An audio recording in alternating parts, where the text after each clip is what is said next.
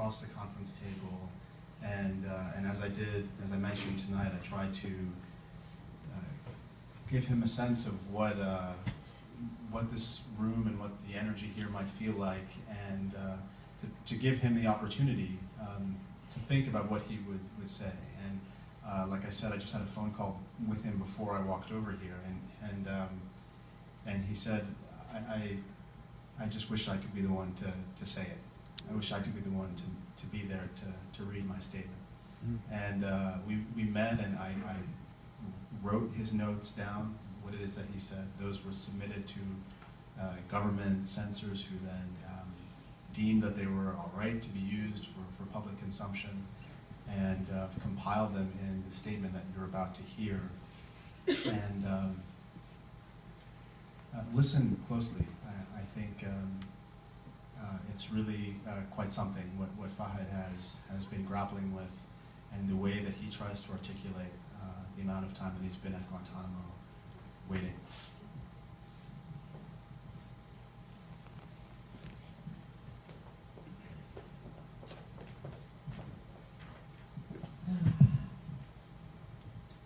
Part 1.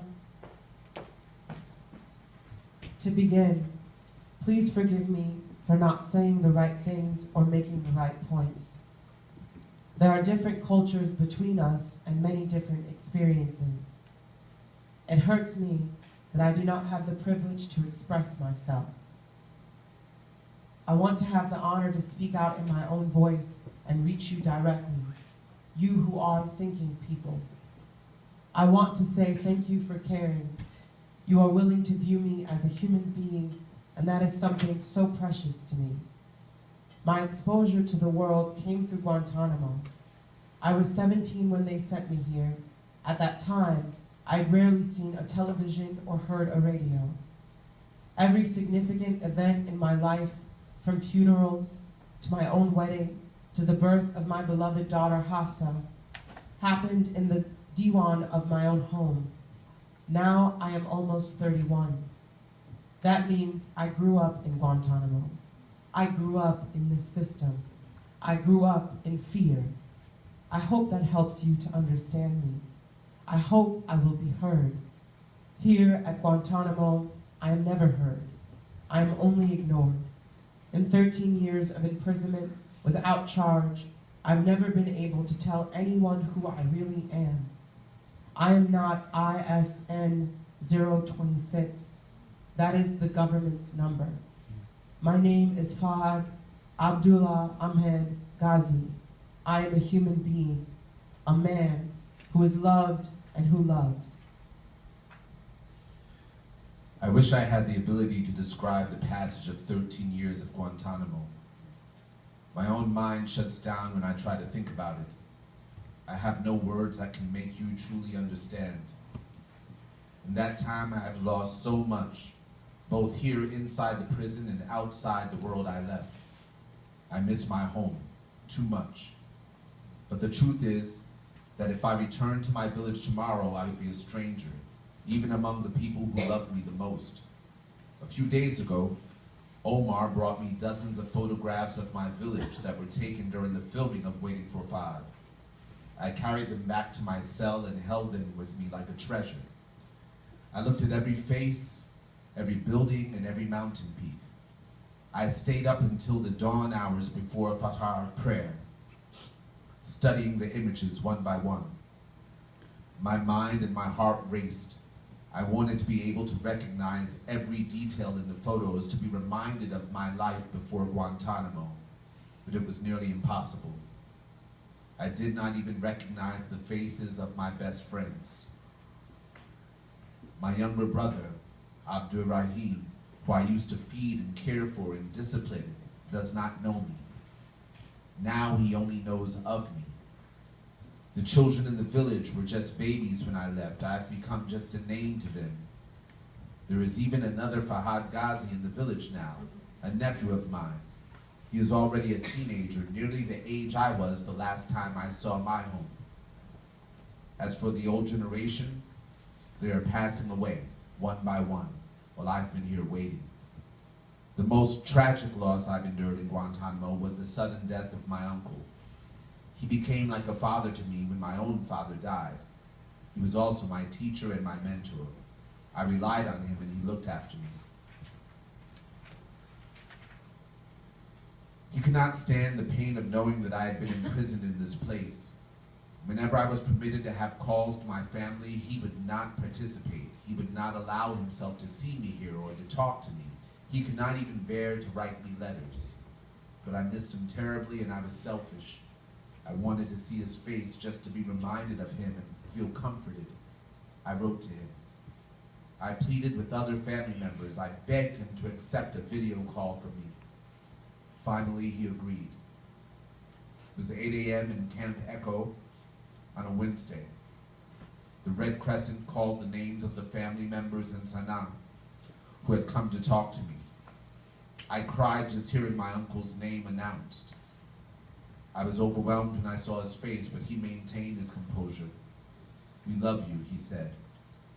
"We are waiting for you. We will keep waiting for you." And then, in front of my eyes, he died. He stopped talking, and his head fell back.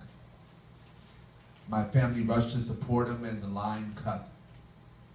I sat in silence, shackled in my chair, helpless. When the line reconnected, there was no longer an image. I only heard my brother Muhammad's voice. "He's gone," Muhammad said. It was too much for him. In that moment, I truly learned what Guantanamo is and how much power it has over those of us inside and those left outside. Time has left me behind at Guantanamo. I have to accept this, but it makes me feel such loneliness and isolation. I appear fine on the outside, but I'm being destroyed on the inside.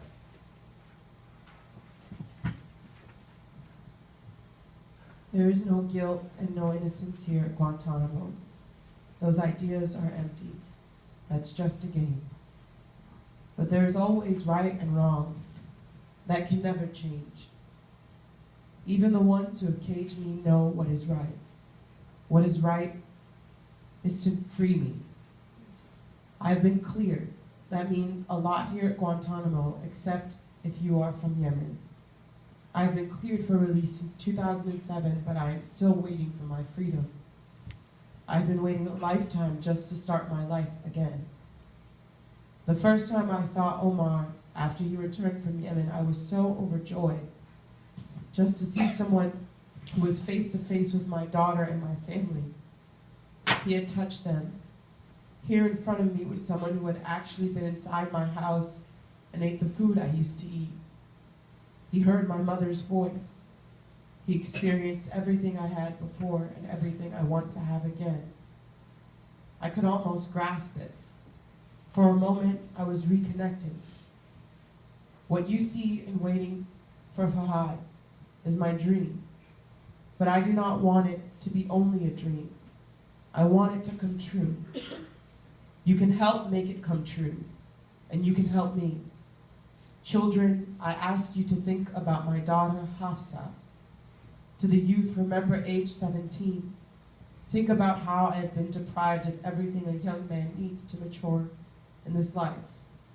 A job, education, experiences to learn from. Wives, think of my wife who spent the spring of her life, her youth, waiting for me, caring for Hafsa alone. Mothers, think of me when you think of your sons. Think of my mother longing for hers. Fathers, think of me reaching out to my daughter from inside this place.